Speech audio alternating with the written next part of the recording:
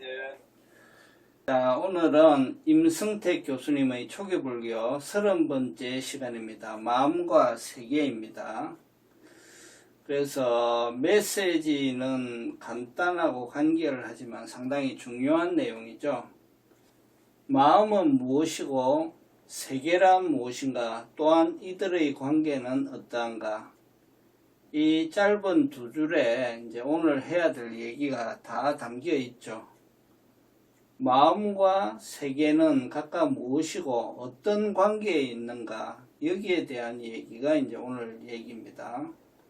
일반적으로 우리가 마음이라고 할 때는 어떤 대상에 반응해서 일으키는 내면의 인식과 정서를 가리킨다, 이렇게 지금 정리하고 있고, 세계는 살아가는 환경, 즉 내가 살아가는 환경 혹은 주변의 현상을 망라해서 세계라고 한다.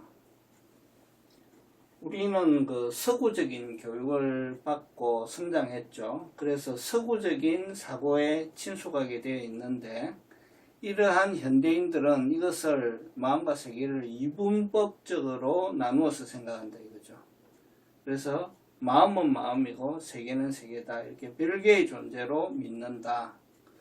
외부의 물리적인 세계는 마음과 무관하게 실제하며 바로 그것에 반응하여 내면의 마음이 발생한다는 것이 상식화된 사고이다. 일반적으로 이제 우리 이렇게 생각하고 있는데, 이게 불교적인 사고와는 다릅니다. 그러면 초기 불교에서는 이러한 사고에 대해서 어떤 의문을 제기하고 있는가? 과연 경험되는 세계는 있는 그대로의 실제를 의미하는가? 마음과 세계의 본질은 무엇이며 사물을 따로 구분해서 보는 것은 타당한 것인가?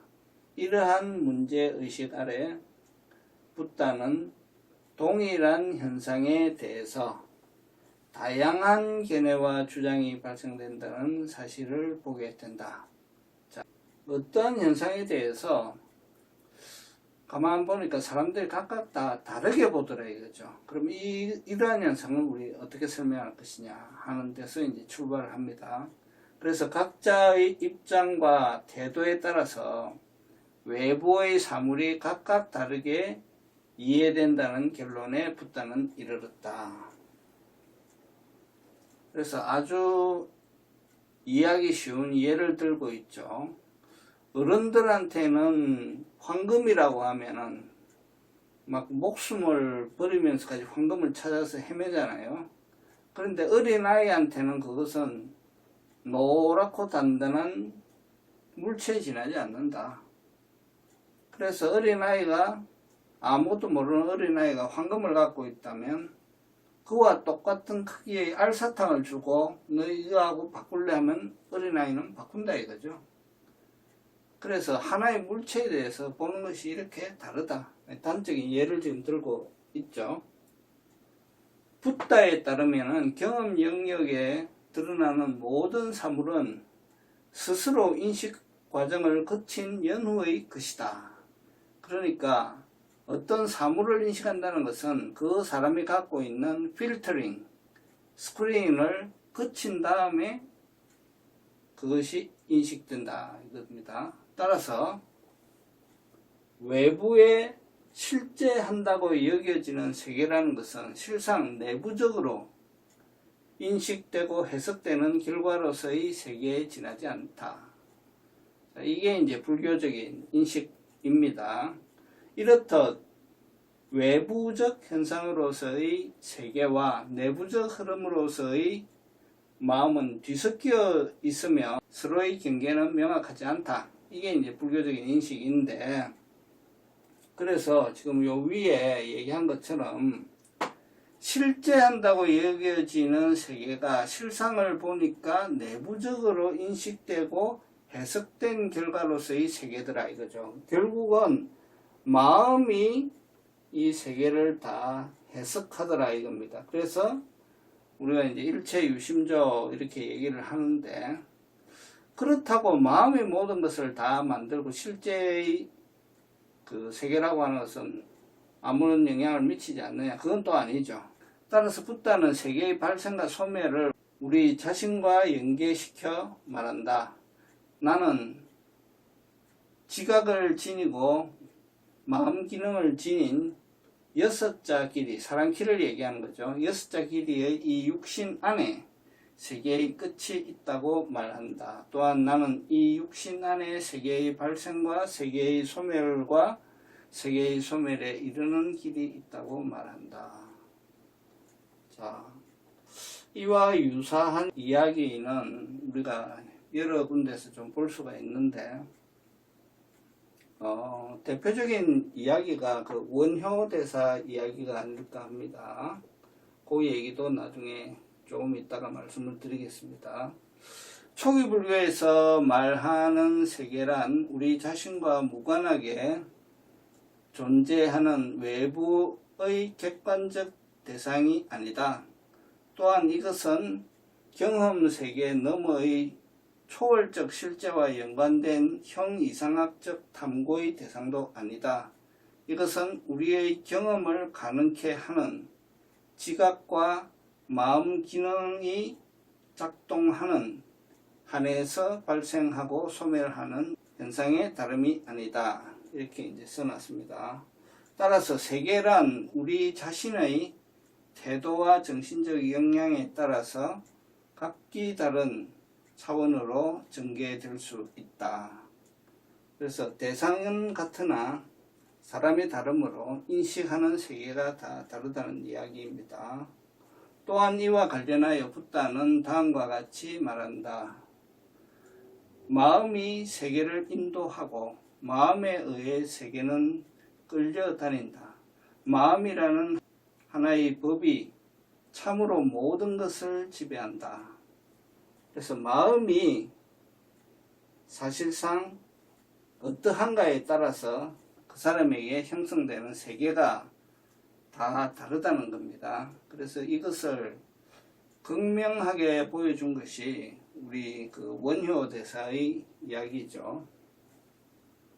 그래서 원효 대사가 의상 대사와 함께 당나라 유학길을 떠나다가 밤이 어두워서 숙소를 구하다가 어떤 다 허물어져 가는 움막 같은 것을 발견하고 그 안에 들어가서 잠을 잤는데, 자다가 목이 말라서 손을 더듬어 보니 바가지에 물이 있더라. 그래서 그 물을 달게 마시고 잤는데 아침에 날이 밝아서 눈을 떠보니 그 움막은 무덤이고 그 바가지는 해골이고 그 안에 있는 물은 썩은 물이더라 이거죠. 그래서 그때까지 멀쩡하게 있다가 그것을 인식한 순간 마음이 일어날 때 바로 구토를 했다. 거기서 대사께서 크게 깨닫고서 당나라 유학을 거기서 접고 다시 돌아서죠.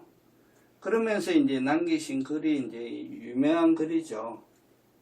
심생종종 법생이고 신멸적 간분불이라 삼계유심만법 유식이니 심외무법이고 호용별구다. 이렇게 이제 얘기하셨죠.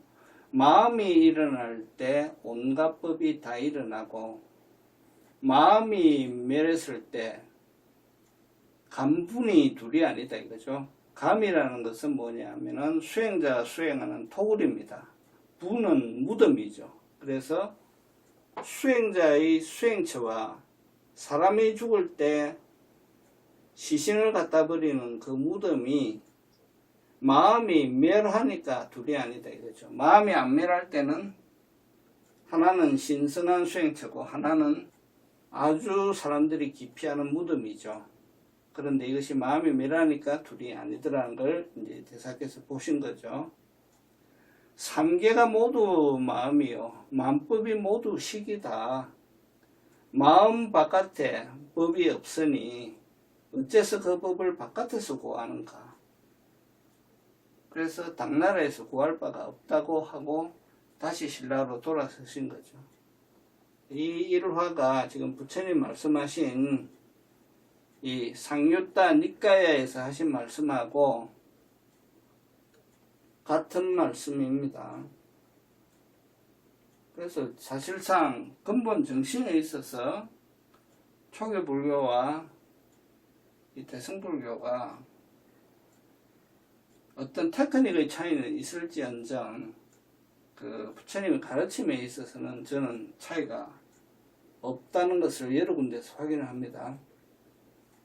자, 그러나 세계는 단순히 비실제적이거나 환상이 아니다. 자, 마음이 만든다고 해서 그러면 이 세계는 뭐 없는 것이다 혹은 환상이다 이렇게 보면 또 안 된다는 거예요. 우리는 이것을 멋대로 변형시킬 수도 없고 또 달라지게 할 수도 없다. 예컨대 세계를 이루는 물질 현상에 대해서 이것은 계속해서 있으라 혹은 저것은 사라져라 라고 말할 수 없다. 세계는 우리 자신과 별개로 존재하는 것이 아니지만 그렇다고 아예 하나라고 말할 수도 없다. 이들은 서로 의존해 있으며 삶이 유지되는 한 함께 가꾸고 다스려 나가야 할 대상이 된다. 그래서 이 세계가 어떻게 마음에 받아들여지냐 하는 문제지, 이 세계에 존재하는 현실계가 뭐 있으라 한다고 있고 없으라 한다고 없고 모든 것이 뭐 의미 없는 오로지 환상인 그런 걸로 또 보면 극단으로 떨어지는 거예요. 그래서 불교는 항상 중도를 보는 거예요. 양극단에 떨어지면 안 된다 이거죠.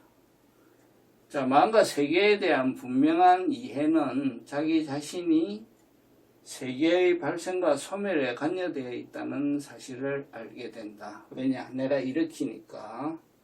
실제로 초기 불교에 따르면 수행은 새로운 차원의 세계를 경험할 수 있는 방법이 된다. 예컨대 욕망에 지배되는 세계, 즉 욕계, 그 다음에 순수한 물질 현상의 세계, 색계, 그 다음에 물질 현상을 벗어난 세계, 무색계, 이래서 우리가 삼계라 그러죠.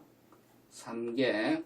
이 따위의 삼계는 죽고 난 이후에 다시 태어나는 어떤 세계로서 뿐만 아니라 현재의 삶에서 경험할 수 있는 전혀 다른 차원의 세계이기도 하다. 자, 이 말이 이해가 되세요?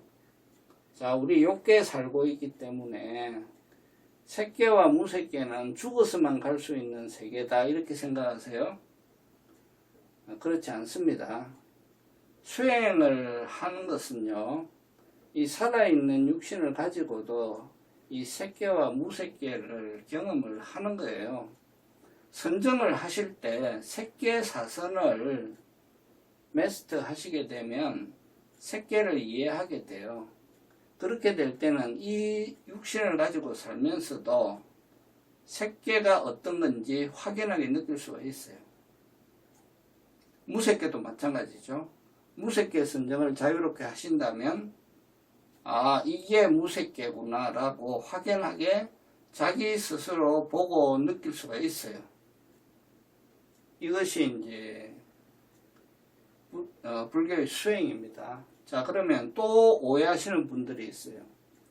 그거는 선정에 들어가 있을 때 그렇게 느끼지 선정에 나오면 다 깨지지 않느냐. 그거는 선정을 안 해본 사람들이 그렇게 얘기하는 거죠. 그렇지 않습니다. 이 사선에서 나오면은 이제 평온이 확립되잖아요.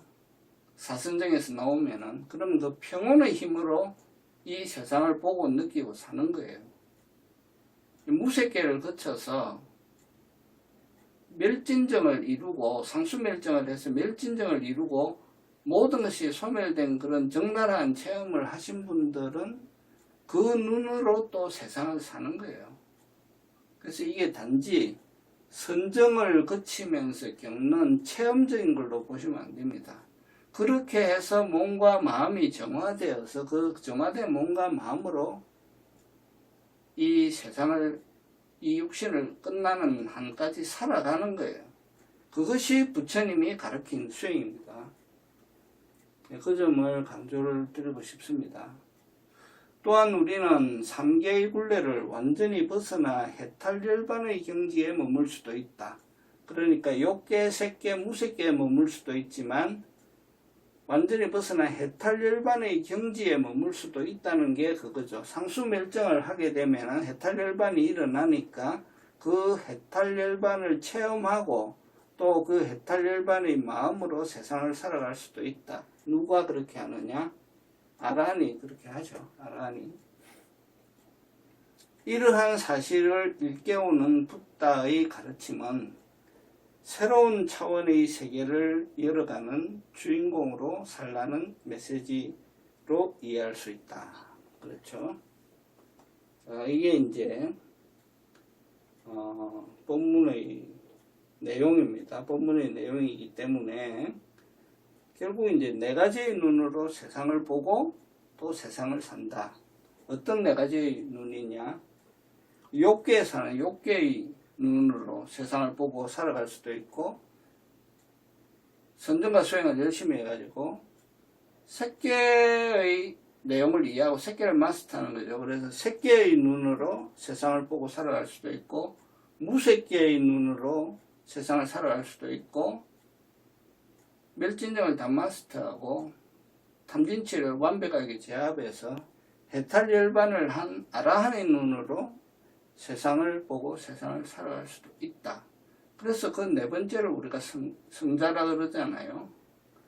그리고 상당히 적은 수이긴 하지만 우리가 이제 사야도다, 아라한이다 이렇게, 또 혹은 선불교에서는 깨달음을 이루신 큰 스님들, 이런 분들을 이제, 그런 분들은 그런 분의 눈으로서 세상을 보고 세상을 살아간다. 그러니까 우리가 선택할 수 있죠. 우리가 어떤 눈으로 세상을 보고 세상을 살아갈지는 우리가 선택하는 거예요. 이게 사실 가장 이 주제에서 이 책을 쓰신 교수님이 하시고 싶은 얘기예요. 그리고 또 붓다가 가르치신 내용이기도 하고. 그러니까 이게 이제 결론 부분에 해당이 됩니다. 결론 부분에 해당이 되고, 지금 마음과 세계, 그것이 서로 상호작용하는 관계다. 결국은 어떤 세계를 만들고 어떤 세계를 살아갈 거냐 하는 것은 결국 마음이 만든다.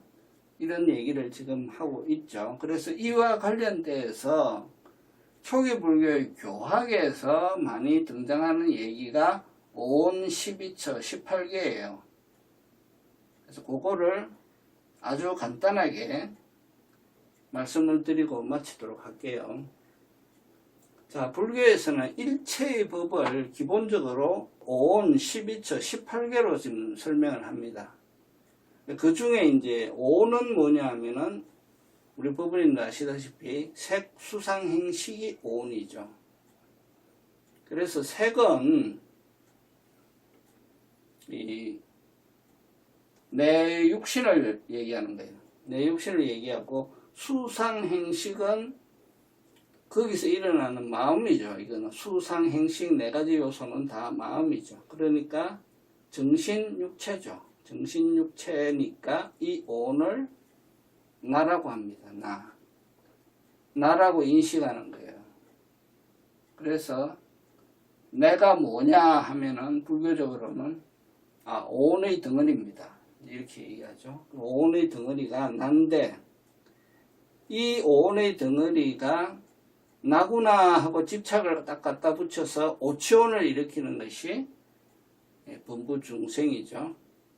자, 이게 이제 오온이고, 12처는 뭐냐 하면은, 자, 마음이 일어나고 생장하는 12군데의 장소를 얘기합니다.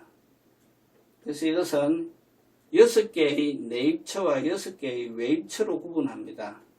6, 내입처는 뭐냐 하면은 안이비설신의의 6권을 얘기합니다. 그래서 눈을 안처라 그러고, 귀를 이처라 그러고, 코를 비처라 그러고, 이렇게 얘기합니다. 그래서 이 6군데가 6내입처, 그 다음에 6외입처는 바깥에 있는 거죠. 색, 성, 향, 미, 촉법의 6경을 6외입처라고 합니다. 그래서 이 12군데의 6내입처와 6외입처에서 마음이 일어난다. 그래서 12군데의 장소라고 해서 12처라고 합니다. 그러면 18개는 뭐냐면 여기에 6이 더 붙어요. 거기서 육식이 더 붙습니다. 그러니까 육건, 육경, 그 다음에 육식, 이래서 3, 6, 18에서 18개가 18개에 해당이 되는데, 이 18개는 정의를 하자면은 세계를 이루는 18가지의 존재 요소를 말한다. 그래서 종합적으로 얘기하면은 5는 나를 얘기하고 12처 18개가 세계를 얘기합니다. 그래서 오늘 주제하고 관련이 있죠. 그래서 말씀드린 것처럼 18개는 육근이다. 안이비설신을 얘기할 때는 눈의 요소, 귀의 요소, 코의 요소 이렇게 이제 쭉 나가는 거예요. 이게 육근이고, 육경은 바깥에 있는 형상의 요소, 그 다음에 소리의 요소, 향기의 요소 이제 이렇게 쭉 나가는 거예요. 그래서 이것이 이제 육경이고, 그 다음에 육식은 뭐냐면 눈에서 일어나는 의식을 안식이라 그래요. 그 다음에 귀에서 일어나는 의식을 이식이라 그러죠. 이식. 그 다음에 코에서 일어나는 의식을 비식이라고 하죠. 그래서 각각의 6개의 감각기관을 바깥의 6가지 경계와 부딪히면서 일어나는 의식을 육식이라고 합니다. 그래서 육식은 안, 이, 비, 설, 신의 해서 이 육식을 현재 의식이라고 얘기하고, 7식은 잠재 의식, 8식은 무의식입니다. 그래서 그 중에 이 맨 앞에 얘기한 6개에 해당되는 이 육식이 이 18개에 지금 해당이 됩니다. 자, 그래서 해설을 하자면 안식이라고 하는 것은 뭐냐?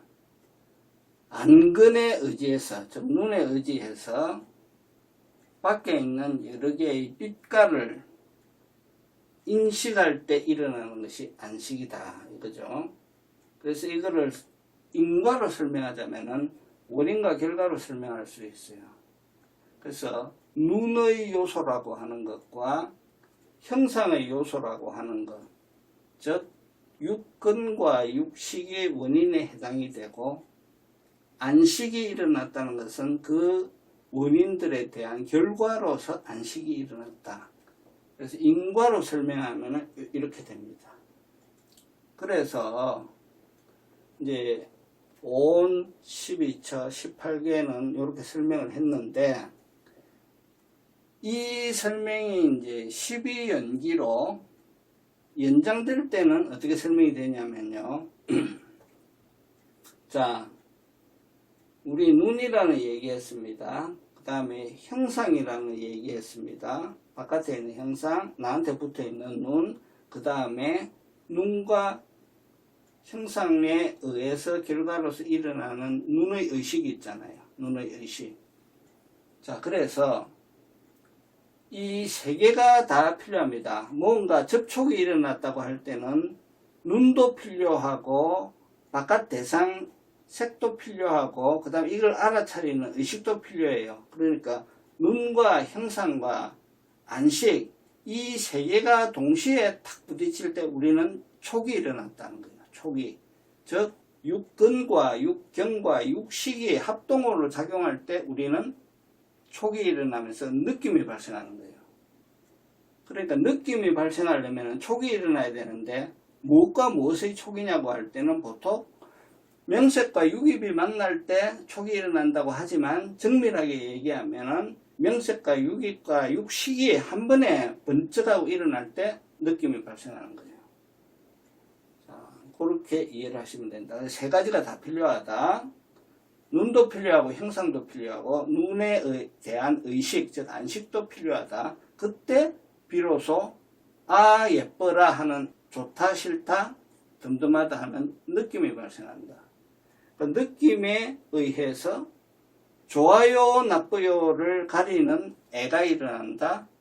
그 다음에 거기에 대해서 집착하게 되는 과정으로서의 가래가 일어난다. 취가 일어난다. 그러면 번뇌가 생성되어서 번뇌가 흩어지지 않고 하나의 덩어리로 딱 뭉쳐져서 남는 게 있는 걸 유라고 한다. 그래서 이것이 고통이 생긴다, 즉 생로병사가 생긴다. 이렇게 촉수애취유가 흐른다. 그 촉수애취유가 출발할 때는 이제 5온, 12처, 18개 이렇게 이제 되는 거예요. 그러니까 나가 나오고 세개가 나오면서 촉수애취유 이렇게 해서 윤회의 바퀴를 굴리는 거죠.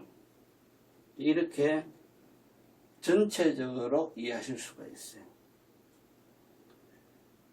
자, 그래서 오늘은 뚜렷한 주제를 가지고 얘기했습니다. 마음과 세계, 그걸 가지고 얘기하면서 조금 더 약간의 보충 설명을 더해서 말씀을 드렸습니다. 그래서 오늘 본문 말씀은 이것으로 다 마치겠습니다.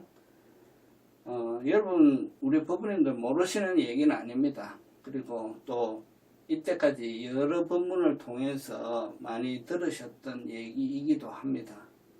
그러나 이걸 좀 정리를 하시고, 오늘 사실 커버한 얘기는 뭐 적지는 않죠. 뭐 3개의 얘기도 나왔고, 어떻게 내가 나의 마음의 상태를 유지하느냐에 따라서 어떤 삶을 살 수 있느냐, 욕계의 삶을 살 수 있느냐, 색계의 삶을 살 수 있느냐, 무색계의 삶을 살 수 있느냐, 해탈열반의 삶을 살 수 있느냐, 이런 얘기도 있었고, 또 내 감각기관이 바깥 경계와 다음으로부터 다 시작이 일어나잖아요. 그러면서 식이 일어나고 세계가 뭉칠 때 촉이 일어나고 촉수애취유 이렇게 12연기가 흐름이 일어난다, 이런 얘기도 있었고, 그래서 이런 점들을 오늘 주제를 계기로 해서 다시 한번 정리하시는 계기가 되기를 바랍니다. 오늘 제가 드리는 말씀은 여기까지 하고, 본문 내용에 대해서 의문점 계시면 그냥 편하게 말씀하십시오. 같이 얘기 나누도록 하겠습니다. 그러면 이렇게 말할 수 있습니까? 내가 죽으면 이 세상도 없는 거다. 내가 죽으면, 내 육신이 죽으면 지금 내가 갖고 있는 세계 있잖아요. 네. 이 세계는 닫히겠죠. 왜냐하면 못 보게 되니까, 네. 못 듣게 되니까, 냄새 못 맡으니까, 촉감 못 하니까. 자, 세계를 끊임없이 열어나가려면은 세 가지 요소가 다 필요하다고 말씀드렸잖아요. 육근, 육경, 육식. 근데 그것이 끊어지니까 세계가 끊기죠. 죽음이 온 거죠. 내가 죽게 되면은 나의 세계가 닫히겠죠. 그죠? 나의 세계가. 나의 세계가 닫히지만 살아있는 내 배우자의 세계는 여전히 열려있고, 내 자녀들의 세계는 여전히 열려있고, 그런 거죠. 다만 우리가 이제 윤회에 대해서 저번에 공부할 때는 내가 죽을 때는 이제 죽는 순간에 일어나는 죽음의 의식이 있다고 그랬죠. 그래서 그 죽음의 의식이 다시 재생연결식을 만들 때 몸의 윤회가 이제 일어난다, 이렇게 해설을 했죠. 제가 해설한 게 아니라 윤회를 전문적으로 해설하신 분들이 이제 그렇게 설명을 하고 계시죠. 그렇지만 기존에 살았던 나의 세계는 닫히겠죠. 네. 그래서 그와 관련해서 죽을 때 참 잘 죽어야 된다 이거죠. 죽을 때 좋은 의식의 상태로 죽어야 되는데, 죽기 직전에 2년 전에 옆집하고 대판 싸웠던 기억이 확 올라오면 큰일 난다 그랬죠. 그러니까 그거는 이제 평소에 그 마음 관리를 잘 해야 되겠죠. 그래서 이제 그런 원리라서 저는 이제 어머니가 임종하시기 한 6시간, 10시간쯤 됐나? 10시간 좀 전부터 계속 자리를 지켰는데 계속 금강경 틀어놓고 계속 편안하게 아무 생각하지 마시고 그냥 편안하게 가시라고 계속 속삭이듯이 대화하듯이 10시간을 계속 대화를 했고, 어머니는 듣기만 하겠죠. 말씀 못 하시지만. 하고 그냥 손잡아 드리고 이렇게 보내드리는 거죠. 그러니까 이제 사자, 죽는 사람의 그 의식이 참 중요해요. 그래서 저는 티베트 불교에서 스님들 하시는 게 맞다고 생각해요. 티베트 불교에서는 사람이 죽은 다음에 열심히 제사 지내드리는 이거를 하는 게 아니라 돌아가시기 전에 스님들이 다 가잖아요. 다 가서 돌아가시는 분을 위해서 계속 법문을 해주잖아요. 경을 읽어드리고 축원을 보내드리고 임종하기 전에 다 해드리죠. 그게 사실 맞다고 봐요. 네. 그래서 전통적으로 수천 년을 거치면서 세계 곳곳에서 불교가 각각의 문화권에 맞는 모습으로 정착되어 왔지만 그 근본을 돌이켜 볼 때 이런 점은 참 보완해야겠다 이런 걸 좀 느낄 때가 있습니다. 그래서 한 마음 끝에 천국 지옥이 다 있는 거예요. 예, 말씀하세요. 네, 조금 전에 이제 네. 윤회 얘기가 나왔었는데 네네. 저 유치한 질문 좀 한번 해보겠습니다. 아, 괜찮습니다. 예. 네. 기독교인, 이교도인, 네. 또 이교도인, 기독교도 안 믿고 불교도 안 믿는 어느 아주 원시 부족 국가의 소수 민족들, 네. 그런 사람들한테는 윤회가 있는 건가 없는 건가? 저는 그런 질문을 받았을 때 대답을 못했어요. 그 사람이 이제 돌아가실 때 그 사람의 마음 상태가 있겠죠. 어느 종교를 믿건 어떤 집안 출신이건 그 돌아가실 때의 마음 상태가 있겠죠. 네. 그러면 죽음의 시기 있겠죠. 그죠? 죽음의 시기.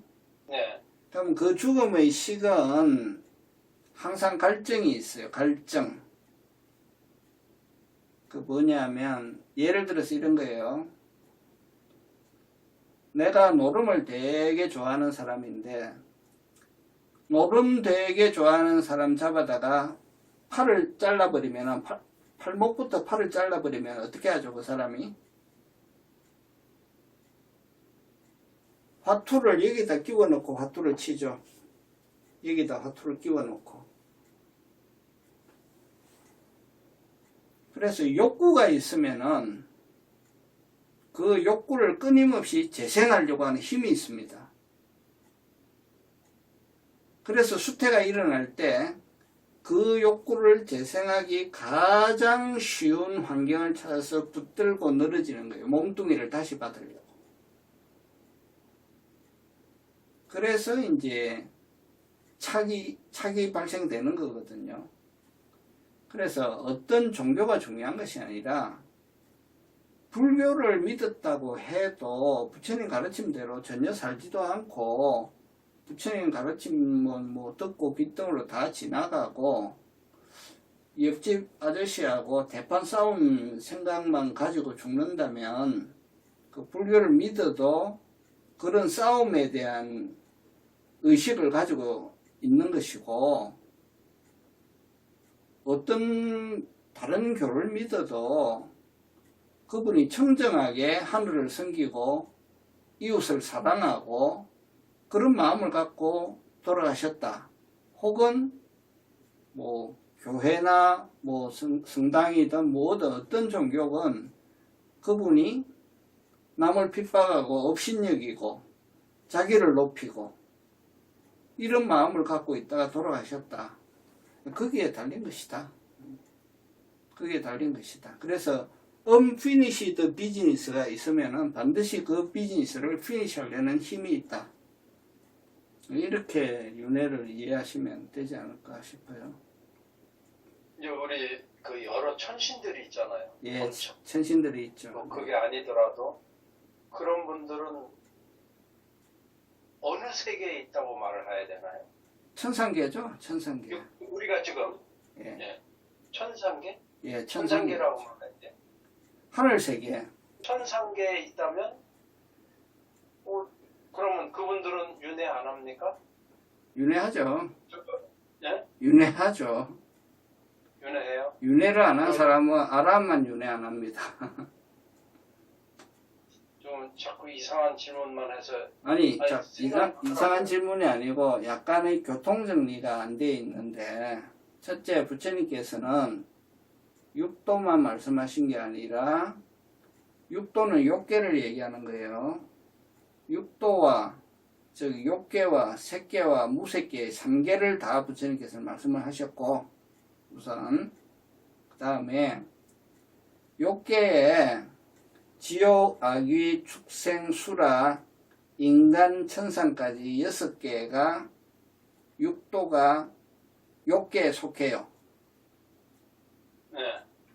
그러니까 욕계는 이 육도가 다 들어가 있어요. 다 들어가 있는데 그 중에 인간계도 있지만은 천상계도 있다. 그래서 욕계 안에 6개의 하늘나라가 있어요. 6개의 하늘나라. 욕계 중에서 가장 복을 많이 지은 사람이 가는 6개의 하늘나라가 있어요. 그게 욕계 6천이다. 욕계 6천이다. 사왕천부터 시작해서 타와자재천까지 6개의 하늘나라가 있어요. 그리고 욕계를 벗어났다라고 할 때는 육도가 없고 천상으로만 이루어진 색계에 있어요. 색계의 하늘나라가 있어요. 색계는 다 천상계로만 이루어져 있어요. 그 다음에 무색계로 가면은 4개의 하늘나라가 있어요. 4개의 하늘나라. 그래서 하늘나라는 3개에 걸쳐져 있다. 가장 등급이 낮은 6개의 하늘나라부터 색계의 하늘나라, 무색계의 하늘나라까지 다 있다. 그래서 이 하늘나라 사이에서도 복이 닿으면 다시 떨어져요. 밑으로. 그래서 윤회가 일어난다. 윤회가 일어나고 이 윤회가 완전히 벗어나는 것은 아라한이 되어야만 벗어나는 거예요. 그래서 성자의 계위로 얘기하자면은 수다원부터 시작하잖아요. 수다원, 사다함, 아나함, 아라한 할 때 수다원은 사악처로는 떨어지지 않는다. 그러나 인간 천상계로 안에는 최고로 7번을 윤회한다. 그러나 사악차하고는 이미 끝난 사람이다. 그게 수다원. 그 다음이 누구냐 하면은 일레자죠. 일레자. 일레자는 욕계로, 즉 인간이나 천상계로 한 번 딱 돌아오고 끝낸다. 그래서 다음 생에서 아란을 이룬다. 이게 일레자. 그 다음에 불환자는 뭐냐 하면은 욕계로는 다시는 돌아오지 않는다. 욕계하고는 이미 끝난 거예요. 그리고 이분은 욕계는 안 돌아오니까 무색계나 색계로만 오시겠죠. 딱 한 번 온다. 딱 한 번 와서 정거천에 잠시 머물다가 바로 아라한이 된다. 이게 불환자. 아라한은 이 생에서 다 끝을 낸다. 모든 것은 소멸되었다. 다시는 돌아오지 않는다. 이게 이제 아라한이죠. 개념 정리가 조금 됩니까? 알겠습니다. 감사합니다. 이 기회가 되실 때마다 조금씩 이해하시면 돼요. 우선은 3가지 크게 구분해서 기억해야 되겠죠. 욕계, 색계, 무색계 이렇게 구분하시고 그 다음에 색계와 무색계는 다 천상계다. 천상계다. 그러면 어느 천상계냐? 이름이 다 붙어 있어요. 그러니까 이제 사선정 열심히 닦으면은 대부분 색계 이상으로 가요. 이쪽 천상계로 가요.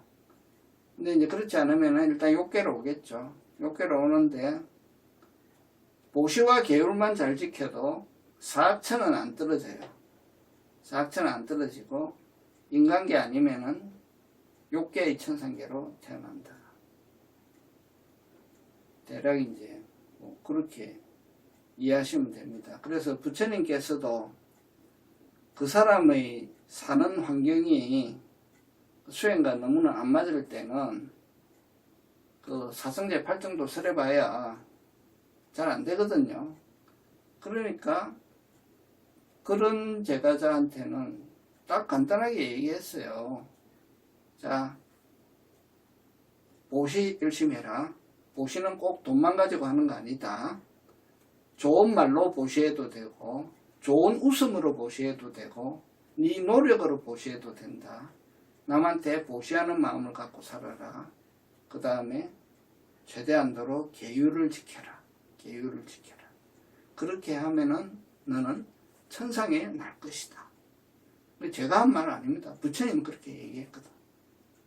그러니까 가장 간단하게는 계율을 지킨다. 살아있는 걸 최단으로 안 죽이려고 해야 되고 거짓말 하지 말고 남의 여자 탐하지 말고 술 먹지 말고 그렇죠? 5개 지키고 가다가 할아버지가 짐 들고 낑낑대고 있으면은 뛰어가가지고 바로 도와드리고 애가 뛰어놀다가 넘어져 있으면은 일으켜주고 흙들어주고 그죠? 마음이 상해 있는 사람이 있으면은 부드러운 말로 위로해주고 그 돈 드는 거 아니거든요. 또 재물이 있으면 돈으로도 좋은 일을 해주고 그렇게 살면 분명히 좋은 수행 인연도 생기고 좋은 선생도 만나게 되고 다 좋은 일이 일어나는 거예요.